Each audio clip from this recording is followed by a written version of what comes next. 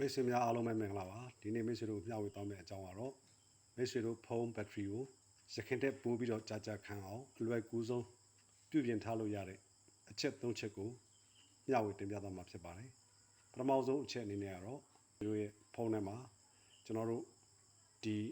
brightness level ကို50အောက်ဒီမှာအများအားထားပါဒါမှမဟုတ်ရင်လည်းကျွန်တော်တို့ auto brightness အဲ့ဒါကိုရွေးချယ်ထားလိုက်ပါဒါနံပါတ်1အချက်ဖြစ်ပါတယ်ခင်ဗျာနံပါတ်2အချက်အနေနဲ့ကတော့မိတ်ဆွေတို့မတို့အဖက်နဲ့ဒီ location bluetooth wifi တွေကိုအသုံးမပြုဆိုရင်ပိတ်ထားမှာဖြစ်ပါတယ်နံပါတ်3အချက်အနေနဲ့ကတော့ဖုန်း setting နဲ့ဝင်လိုက်ပါခင်ဗျာဖုန်း setting နဲ့မှာ background မှာ run နေတဲ့ background မှာ run နေတဲ့ application တွေကိုကျွန်တော်တို့ကသွားပြီးတော့ပိတ်ထားမှာဖြစ်ပါတယ်ဒါမိတ်ဆွေရဲ့ဖုန်းထဲမှာ battery ကိုဒီ application တွေကိုပိတ်ထားခြင်းအပြင် background မှာ auto start ဖြစ်နေတဲ့ application တွေကိုပိတ်ထားမှာဖြစ်ပါတယ်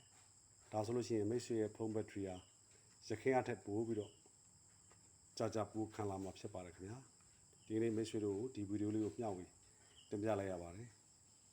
ဗီဒီယိုလေးကိုဝင်ရောက်ကြည့်ရှုတဲ့အတွက်ကြောင့်အထူးပဲကျေးဇူးတင်ပါတယ်ခင်ဗျာအားလုံးပဲရွှင်လန်းချမ်းမြေ့ကြပါစေ